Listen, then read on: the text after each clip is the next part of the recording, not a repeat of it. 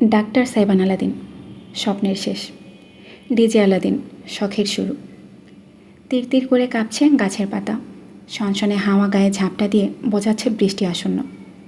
কালো মেঘের আস্তরণে ছেয়ে গেছে অসীম গগন। চাঁদ তারা সেথায় বিলীন। সাইবান তাকিয়ে আছে অদূর দিগন্তে, যেখানে খুব ক্ষীণ আলোর রেখার প্রস্ফুটন। ধেয়ে আসছে সকাল, নতুন একটা দিনের সূচনা। বুকটা ভীষণ হালকা লাগছে এখন, যেন বহুদিন যাবৎ চেপে রাখা দুঃখের পাহাড় ধসে পড়েছে।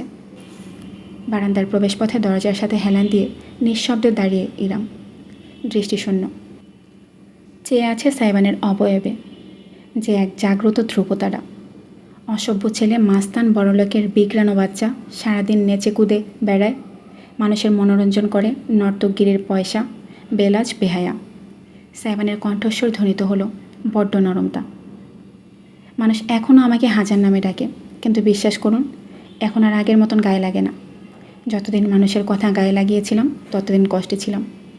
এখন কোনো কিছুতে কিছু যায় আসে না। নিজের মতন বাঁচি আমি, যখন যা ইচ্ছা হয় তাই করি। মুক্ত পাখির মতন ডানা ঝাপটাই, আনন্দে বাঁচি, ব্যাস। এই তো চলছে বেশ। অতঃপর ঘটল অতর্কিত ঘটনাটি। সাইবান সম্পূর্ণ ঘুরে দাঁড়ানোর আগেই দরজা ছেড়ে ইরাম ছুটে এলো তার কাছে। লতানো দুই বাহু মেলে জড়িয়ে ধরল তাকে। নিজেকে সাইবান আবিষ্কার করলো অর্ধাঙ্গিনীর বুকের মাঝে। বড্ড উষ্ণতা, আদরে টইটম্বর, সহ্য হলো না তীব্র অনুভূতিটুকু। শক্তিশালী দুই বাহু আঁকড়ে ধরল ইরামকে। তার কাঁধে মাথা গুজে নিল সাইবান। নিজের কাঁধে উষ্ণ তরলের উপস্থিতি টের পেল রমণী। কাঁপা কাঁপা গলায় সাইবান ফিসফিস করল, সেদিন আমায় কেন তাড়িয়ে দিয়েছিলেন ইরাম আপু? যদি একবার আমার কথাটা শুনতেন, যদি একটাবার আমার মাথায় হাত রেখে বলতেন সব ঠিক হয়ে যাবে, হয়তো আমি বেঁচে থাকার একটা কারণ খুঁজে নিতাম। রাগ হয়েছিল আমার, ভীষণ রাগ। চেয়েছিলাম আপনিও একদিন একাকিত্বের স্বাদ পান, অথচ পারিনি, কোনো দিন পারিনি আপনাকে একটুখানি ঘৃণা করতে। ইরাম কিছু বলল না, সাইবানকে ধরে রাখলো নিজের মাঝে, যেন বুকের মাঝে সে আগলে রেখেছে জগৎটাকে। সাইবান ফোপাতে ফোপাতে হাজার অভিযোগের খাতা খুলে বসল। চেয়েছিলাম আপনাকে কষ্ট দিতে, মনের কষ্ট, যত্নের কষ্ট, একাকিত্বের কষ্ট, কিন্তু আপনি আমার সাথে এমন নাইনসাফি কেন করলেন? নিজের অংশকে নিয়ে সামনে এসে দাঁড়ালেন। আমি একটা দুধের বাচ্চার উপর কীভাবে জুলুম করতাম, আপনাকে অর্ধাঙ্গিনীর রূপে দেখার পরও কীভাবে অভিমান চেপে বসে থাকতাম। আপনি খুব স্বার্থপর ইরাম আপু, খুব স্বার্থপর। আমার জীবনে দ্বিতীয়বার এসে আপনি সব কিছু ধূলিসাৎ করে দিয়েছেন। I hate you so much. দাঁড়িয়ে থাকার সামর্থ্য বুঝি কারো মাঝে আর অবশিষ্ট নেই।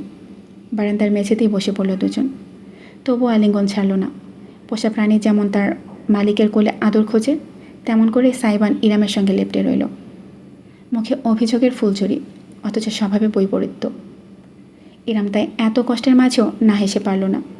টলটলে চোখের নিচে থাকা ঠোঁটজোড়া তার সূক্ষ্ম হাসির রেখায় আবর্তিত হলো। একবার বলো ঘৃণা করতে পারোনি, আবার বলো হেইট ইউ। সত্যি করে বলো তো আলাদিন, আমি তোমার কে? এই প্রশ্নের উত্তর এলো না। ইরাম শুধু অনুভব করলো তার কোমরে সাইবানের বাহুজোড়া দ্বিগুণ শক্তিতে চেপে বসেছে। ব্যথা হলো খানিক, কিন্তু ইরাম বাধা দিল না। সাইবানের মাথাটা আলতো করে ধরল সে, যেন প্রজাপতি ধরেছে। হালকা চাপলে পিষ্ট হয়ে যাবে। গালে গাল মিশিয়ে উষ্ণতা বিলিয়ে ইরাম বলল, সময় থাকতে আমরা আমাদের আশেপাশের মানুষগুলোকে গুরুত্ব দেই না। দাঁত থাকতে দাঁতের মর্যাদা বোঝা যায় না। কথাটা শুধু প্রবাদ নয়, বাস্তব। আমিও বুঝতে পারিনি, স্বার্থপরের মতন তোমায় ফিরিয়ে দিয়েছিলাম। যদি একবার তোমার কথা শুনতাম, যদি একবার আমার বুক উজাড় করে তোমায় কাঁদতে দিতাম, তবে হয়তো তোমার গল্পটা ভিন্ন হতো, সঙ্গে আমারও। এবার ইরামের অবাধ্য অশ্রু গড়িয়ে নামলো টপ টপ করে। রীতিমতো ফিসফিসিয়ে উচ্চারণ করলো সে, মাফ চাওয়ার মুখ নেই আমার, তবুও বেহায়া হয়ে বলছি, মাফ করে দেওয়া যায় কি আমার আলাদিন? দাঁতে দাঁত পিষে ফেলল সাইবান। আক্রোশ ফুটল চেহারায়, ভ্রু কুঁচকে গেল। ইরামকে নিজের মাঝে রীতিমতো পিষ্টন করে ফেলল সে। তার শরীরের ভয়ানক শক্তির জোরে ইরাম সোজা হয়ে বসে থাকতে পারল না, উল্টে পড়ে গেল মেঝেতে। ওই আলিঙ্গনরত অবস্থায় তার উপরে শুয়ে তাকে জাপটে ধরে রাখল সাইবান। ভোর রাতে শীতল বাতাস গায়ে ঝাপটা দিলেও স্বামীর শরীরই ভারে তপ্ত উষ্ণতা ছাড়া কিছুই টের পেল না ইরাম। তার রীতিমতো নিঃশ্বাস বন্ধ হয়ে আসছে, তবুও কোনো শব্দ করল না। সাইবান তার ঘাড়ে মুখ ডুবিয়ে ঘর ঘর গলায় বলল, মাফ করবো না আপনাকে, কোনো দিন মাফ করবো না। এই জঘন্য অপরাধের শাস্তিস্বরূপ আপনাকে সারাটা জীবন আমার বউ হয়ে থাকার দণ্ড দেওয়া হলো। নির্বাসিত হন আপনি আমার মাঝে, ঘুচে যাক আপনার সব স্বার্থপরতা। ইরাম নিয়ন্ত্রণ করতে পারল না নিজেকে এবার। ভারী অপরাধ বোধ এবং তীব্র অনুভূতির জ্বর তার চোখের অশ্রু হয়ে ঝরল। ফুপিয়ে কেঁদে উঠল সেও। কেন এত মধুর শাস্তি? কেন বারবার আঘাতের পরও আত্মনিবেদন? কেন এই বেহায়াপনা? কে আমি তোমার? জানি না, আপনি আমার কে আমি জানি না। আমি শুধু এটুকু জানি, আপনি আমার শান্তি। সাইবানের কণ্ঠস্বর অতি আবেগে রুক্ষ হয়ে উঠেছে। ইরামকে সে পারছে না শুধু নিজের শরীরের সঙ্গে প্লাস্টার করে মিশিয়ে ফেলতে। ঠোঁট কাঁপল তার, চোখের পাতা ভারী হয়ে এলো অনুভবে। সত্যি ইরাম কে তার? কেউ না, আবার সব কিছু। কমফোর্ট জোন বলে একটা থিওরি ইংরেজি ভাষায় প্রচলিত আছে। এর অর্থ এমন একজন মানুষ যাকে নিজের আপনের চাইতেও আপন মনে হয়। মা বাবা ভাই বোন পরিবারের সঙ্গেও যা বলা যায় না তা অকপটে সেই মানুষটার সামনে বলা যায়। কারণ মানুষটা আমাদের বুঝতে পারে, মুখ ফুটে বলার আগেই অন্তরে দ্বন্দ্ব ধরতে পারে, বিনা বিচারে পাশে থাকতে পারে, অন্তরে প্রশান্তি দিতে পারে। তার কাছেই আমরা সবচেয়ে নিরাপদ মনে করি।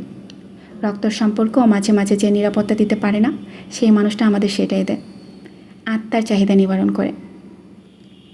ছোটবেলা থেকে সাইবানের কাছে ইরাম ছিল তেমন কিছুই। হাসপাতালে ব্যস্ত ডাক্তার মা, ব্যবসায় ব্যস্ত বাবা, সারাক্ষণ ইঁদুর বিড়ালের মতো লেগে থাকা বোন। এই সম্পর্কগুলো সাইবানের যে চাহিদা মেটাতে পারতো না, সেটা মেটাতো ইরাম। ইরামের দুয়ার থেকে ওই একবার ব্যতীত কখনো খালি হাতে ফেরেনি সাইবান। ইরামের কাছে সবসময় তার জন্য দুদণ্ড সময় ছিল। নিজের ভাইদের খাওয়ানোর সময় সযত্নে সাইবানের মুখে গ্রাস তুলে দিত সে। তার সারাদিনের স্কুল পাগলামির কথা শুনত, পড়াশোনায় টুকটাক সাহায্য করত। স্কুলে প্রথম একটা সুন্দরী মেয়েকে দেখে ক্রাশ খাওয়ার কথাটা পর্যন্ত সাইবান কাউকে বলতে না পেরে ইরামের কাছে বলেছে। বিনিময়ে মুচকি হেসে তার লাল টুকটুকে গাল টেনে রমণী বলেছিল, আচ্ছা আর একটু বড় হও, যেদিন আমার কাজ সমান হবে সেই দিন ওই মেয়ের বাড়ি বিয়ের প্রস্তাব নিয়ে যাব, কেমন? অতঃপর একদিন হুট করে সাইবানের পছন্দ বদলে গেল। না, স্কুলের মেয়েটাকে আর ভালো লাগতো না। তার ইরাম আপুর মতন বোঝ তার নয়। সেদিনও ইরামের কোলে মাথা রেখে পা দোলাতে দোলাতে সে বলেছে, আপু ওই মেয়ের বাড়ির প্রস্তাব পাঠাতে হবে না। কেন? ভালো লাগা বদলে গিয়েছে। এখন তবে কাকে ভালো লাগে? আপনাকে। ইরাম অবাক হয়ে মুচকি হেসেছিল। আমার মাঝে ভালো লাগার কিছু আছে নাকি? অনেক কিছু আছে। এই যে আপনি আমার সব কথা শোনেন, আমাকে আদর করেন, আমাকে ভালোবাসেন। আপনি তো আমাকে ভালোবাসেন আলাদিন। ইরামের দুষ্ট কথায় সেদিন ঠোঁট উল্টে ভ্যা ভ্যা করে কেঁদে ফেলেছিল সাইবান। পরে ইরামি আবার তাকে বুকে টেনে সান্ত্বনা দিয়েছিল। আচ্ছা সরি বাবা, আমি আমার আলাদিনটাকে খুব ভালোবাসি, ঠিক আছে এবার? জি ইরাম আপু, আপনি কিন্তু শুধু আমার, বলে দিলাম। কথাটা সাইবান শিশু মনের নিষ্পাপ আবদার হিসেবে বলেছিল। ইরামও সেই হিসাবে নিয়েছিল। কিন্তু আজ যদি বিশদভাবে ভাবা যায়, তবে সাইবান উত্তর পেতে বেগ পোহায়। সত্যিই তো, ইরাম তার কাছে কী ছিল? ইরাম তার কাছে কী ছিল সেই প্রশ্নের উত্তর পাওয়ার আগে ইরামের বাবা কিবরিয়া সাহেব ইন্তেকাল করলেন। আর শৈশবের সেই রঙিন দিনগুলো সব মুখ থুবড়ে পড়ল। বছর পেরোলো, পারিবারিক দ্বন্দ্ব বাড়ল, সৃষ্টি হলো দ্বৈরথ দূরত্ব। সেসবের ভিড়ে হারিয়ে গেল দুটো নিষ্পাপ সত্তার অটুট বন্ধন। ইরামের শরীরে জড়িয়ে থাকা গাঢ় সুবাস সাইবানকে বাস্তবতায় ফিরিয়ে আনলো। চোখ বুজে গভীরভাবে প্রশ্বাস টানল সে। কাপা ঠোঁট ছুঁয়ে গেল অর্ধাঙ্গিনীর কানের নিচের ত্বক। নিগুড় কণ্ঠে সে জানালো, আপনার বিয়ের দিন আমার কেমন লেগেছিল জানেন? মনে হচ্ছিল আমার আত্মার অর্ধেক অংশ কেউ জোর করে আমার কাছ থেকে ছিনিয়ে নিয়েছে। এতই তাড়াহুড়া ছিল আপনার, একটুখানি আশেপাশে তাকিয়ে দেখা যেত না? আমার আত্মাটাকে ফিরিয়ে দেওয়া যেত না? আর একটু অপেক্ষা করা যেত না? ইরাম দুহাত স্বামীর পিঠে ঠেকালো। নরম গলে উত্তর করল, ট্রেসে পড়ে গিয়েছিলাম যে, কিভাবে অপেক্ষা করতাম? সমস্ত কথার বাণী ছিঁড়ে খাচ্ছিল। ছোটবেলায় বাংলাদেশ ও বিশ্ব পরিচয় বইয়ে পড়েছি, মানুষের কল্যাণের জন্যই নাকি সমাজের সৃষ্টি। তবে এই সমাজ আমাদের সুস্থভাবে বাঁচার অধিকার ছিনিয়ে নেয় কেন? বইয়ে কি ভুল শেখানো হয়েছিল? এরা উত্তরহীন, কিছু প্রশ্নের জবাব হয় না। সাইবান মুখ তুলল, হাতের উল্টো পিঠে নিজের অশ্রু মুছে নিয়ে ইরামের দিকে হাত বাড়ালো। অর্ধাঙ্গিনীর অশ্রু বৃদ্ধাঙ্গুলে মুছলেও সযত্নে। খুব সুখে ছিলেন? ভালোবাসতেন তাকে? তাকে বলতে সাইবান যে অরণ্যকে বুঝিয়েছে ইরাম উপলব্ধি করতে পারল। মলিন এক হাসি ফুটল তার অধরে। ভালোবাসা কাকে বলে আলাদিন? আপনি জানেন না? হুম। যেটাকে ভালোবাসা ভাবতাম, আজ ফিরে তাকালে মনে হয় সেটা স্রেফ সরলতা। তুমি যদি জানো ভালোবাসা কী, তবে বলে দাও, আমিও একটু বুঝতে পারি। আমিও জানি না। ঝুঁকে এলো সাইবান। ইরামের ঠোঁট ছুঁয়ে গেল তার তপ্তশ্বাস। ফিসফিস করে সে বলল, আমি জানি না আপনাকে আমি ভালোবাসি কিনা, তবে আমি এটুকু জানি, আমার শুধু আপনাকেই চাই। আমার অর্ধেক আত্মা ফিরে এসেছে, আমার অন্তরের প্রশান্তি ফিরে এসেছে আমার কাছে। আমি আল্লাহর এটুকুই রহমত হারাতে চাই না। ইরামের বুক কাঁপল। তার ধারণা নেই এর থেকে আরও গভীরভাবে নিজেকে সমর্পণ করা সম্ভব কিনা। কী হলো তার বলতে পারবে না সে। অজান্তেই চোখ জোড়া গিয়ে আবদ্ধ হলো সাইবানের গলার দিকে, যেখানে আর কোনো দাগ অবশিষ্ট নেই। অথচ একটা সময় ছিল তার দগদগে অতীতের সাক্ষী হয়ে। দাগটি কল্পনা করে রমণের চোখ জোড়া অশ্রুতে ভেজে এলো আবার। মাথাটা একটুখানি তুলে সেই সুস্থতাকে ঠোঁট ছুঁয়ে দিল ইরাম। ধীরে ধীরে অসংখ্য ছোট ছোট চুমু খেলো, সঙ্গে বারংবার ফিসফিসিয়ে বলল, sorry sorry sorry sorry my Aladdin, আপুকে মাফ করে দাও। হুট করে ইরামের হাতের কবজি চেপে ধরল সাইবান। নেত্র তার সুগভীর হয়ে উঠেছে, জলজলে আবেগ তাতে। You are my precious, only mine. ইরামের কানে লতিতে ঠোঁট ছুঁয়ে সে বিড়বিড় করল, আলাদিনস প্রেশিয়াস। অতঃপর কী হলো তা উপলব্ধি হলো না, শুধু অনুভূত হলো। নিজের ঠোঁটের মাঝে উষ্ণ নরম অপর ঠোঁটের অস্তিত্ব টের পেল ইরাম। চোখ ভারী হয়ে বুঝে এলো তার। হাত জোড়া প্রশস্ত পুরুষালী পিঠে আঁকড়ে বসল। জগৎটা নিভে গেল, শুধু রয়ে গেল সে আর তার আলাদিন। পুলিশের কর্মকর্তা কথা শেষ করে মোবাইল ফিরিয়ে দিলেন মিসিরের কাছে। তার পেছনে পুলিশের জিপে তোলা হচ্ছে মাতাল ছেলে দুটোকে। তিনি সম্মানসূচক হেসে বললেন, আহমেদ সাহেব আপনার শ্বশুর লাগে, এটা আগে বলবেন না কেন? সাধারণ মানুষের জন্য পুলিশের কাছে সেবার অভাব। ফোন ফিরিয়ে নিজের পকেটে ঢুকিয়ে বলল মিসির। পুলিশ কর্মকর্তাকে তাতে খানিকটা লজ্জিত মনে হলো। সেটা বলতে চাইনি। কিছু চিন্তা করবেন না, আমরা বিষয়টা দেখছি। যেহেতু নাবালক, কিশোর সংশোধন কেন্দ্রে পাঠানোর সম্ভাবনাটাই বেশি। ব্যবস্থা করুন। পুলিশ কর্মকর্তা সালাম বিনিময় করে চলে গেল। জিপটা বাস কাউন্টারের সামনে থেকে বিদায় নিল। মিসির একটা নিঃশ্বাস ফেলে ভেতরে প্যাসেঞ্জার রুমে এলো। এক কোণে একটি চেয়ারে লাগেজ নিয়ে চুপচাপ বসে আছে সারিকা। মেয়েটার মুখ কেমন চোপসানো, চুলগুলো হালকা এলোমেলো হয়ে পড়েছে, অভিব্যক্তি ভাবলেশীন। মিসির প্রথমে হাত ঘড়ির দিকে তাকালো। 4টা বেজে এসেছে প্রায়। অতঃপর পায়ে পায়ে এগিয়ে গেল। প্রথমটায় কিছু না বলে সারিকার পাশের সিটে বসে পড়ল। যে বাস ধরবে ভেবেছিল সেই বাস ইতোমধ্যে চলে গিয়েছে। ঝামেলার কারণে ধরা সম্ভব হয়নি। কাউন্টার থেকে বলা হয়েছে পরের বাসটা 7টায় ছাড়বে। অনেকটা সময়। মিসির খানিকটা চুপ করে শেষে বলল, চলো তোমাকে বাড়ি পৌঁছে দিয়ে আসি, ফিরে আবার আমাকে 7টায় বাস ধরতে হবে।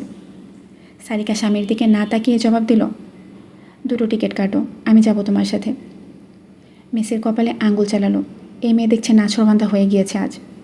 ইরামার অনুরাগ দুজন পেছন পেছনে এসেছিল।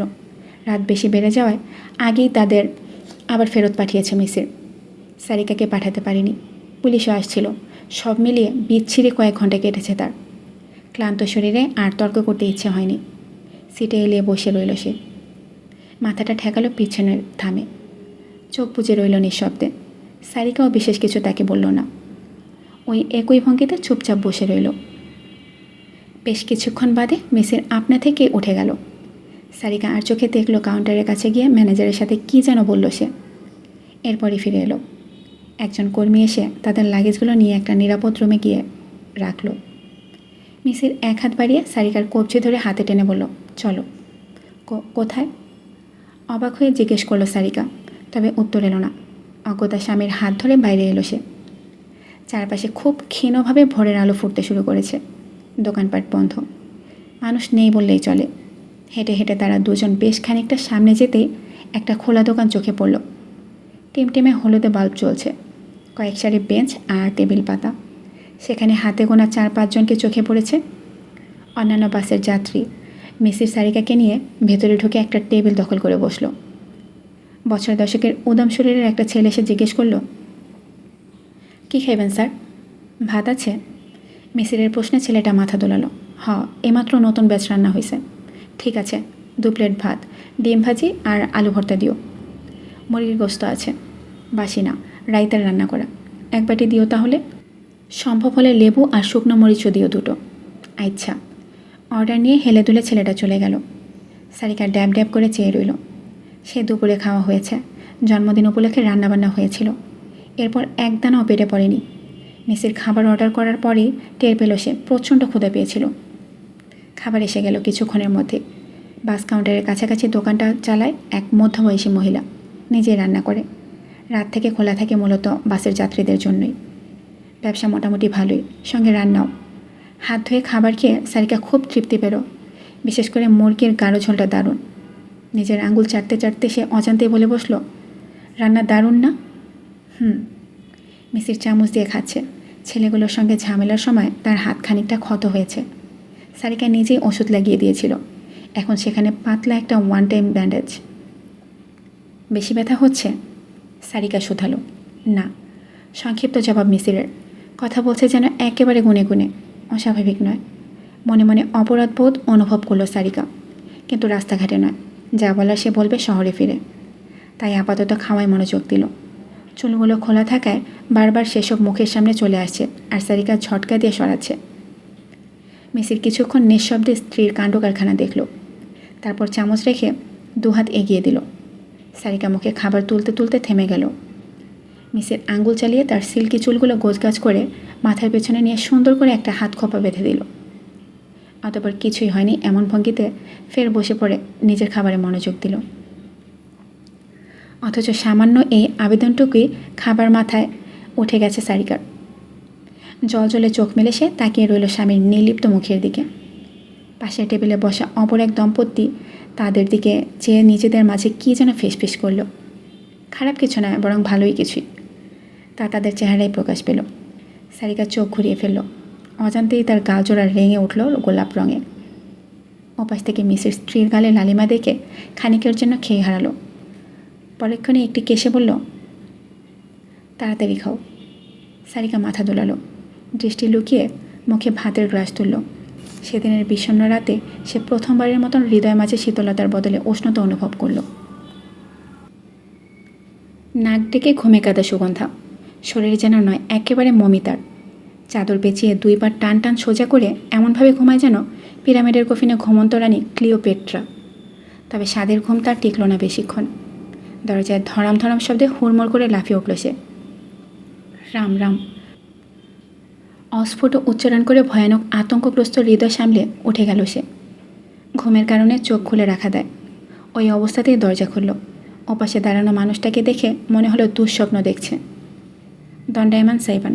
একা নয় সে, বুকে অতি যত্ন করে রাখা ঘুমন্তেই যান। চাদর দিয়ে মুড়িয়ে নিয়েছে। আচমকা ঘড়ির দিকে চোখ গেল সুগন্ধার। ঘড়ির কাটার সময় ভোররাত 4টা। সুগন্ধা হাসবে নাকি কাঁদবে বুঝতে পারল না। সাইবান কিছু না বলে বিনা অনুমতিতে তার ঘরে ঢুকল। তারপর বিছানার উপর অতি সাবধানে ছেলেকে শুইয়ে দিল, যেন ঘুম না ভাঙে। যেন অবশ্য নড়াচড়ায় একটু গাইগুই করল, তবে সাইবান দ্রুতই সামলে নিল স্নেহের ছোঁয়ায়। পুনরায় ঘুমে ডুবে গেল ইজান। পুরোটা সময় সুগন্ধা হতবিহ্বল হয়ে শুধু দেখেই গেল। সাইবান দরজার দিকে এগোতে এগোতে বলল, ভালো মতো দেখে শুনে রাখবি। যদি আরেকবার আমার বাচ্চা হারায়, জরিনার আম্মা সকিনা তোকে হাঁটি নিয়ে বেঁচে দিয়ে আসবো। সুগন্ধা ঘুম ঘুম চোখে সাইবানকে চলে যেতে দেখে বলে উঠল, এই ভোরবেলা রুম বদল করতেছেন কেন? আপনার রুমে কি ঠান্ডা পড়ছে? একদম বেশি কথা বলবি না, উষ্টা মারবো ধরে। রাইতের শেষে আপনার মাথা কোন শাকচুন্নি খাইছে ভাইজান? সাইবান হুট করে ঘুরে তাকিয়ে তির্যক হেসে জানালো, রাত এখনও বাকি, প্রেম রাতেরই পাখি। চুপচাপ যা দায়িত্ব দিয়েছি পালন কর। খবরদার, আজ পোটলার সাইরেন বাজবে, সাথে তোর মরণের ঘণ্টা। সাইবান শেষ একবার ইজানকে দেখে এমন তাড়াহুড়ো করে বেরিয়ে গেল যে দরজা দিয়ে হতবাক হয়ে চেয়ে রইল সুগন্ধা। সন্দেহ তার চোখে মুখে। ব্যাপারটা ঠিক কী হলো? ব্যাপার যাই হোক না কেন, আজকের জন্য তার ঘুম হারাম। বিলয়ের নাকের চুল কোথাকার। অস্ফুট গালি দিয়ে দরজা আটকে ভেতরে চলে গেল সুগন্ধা।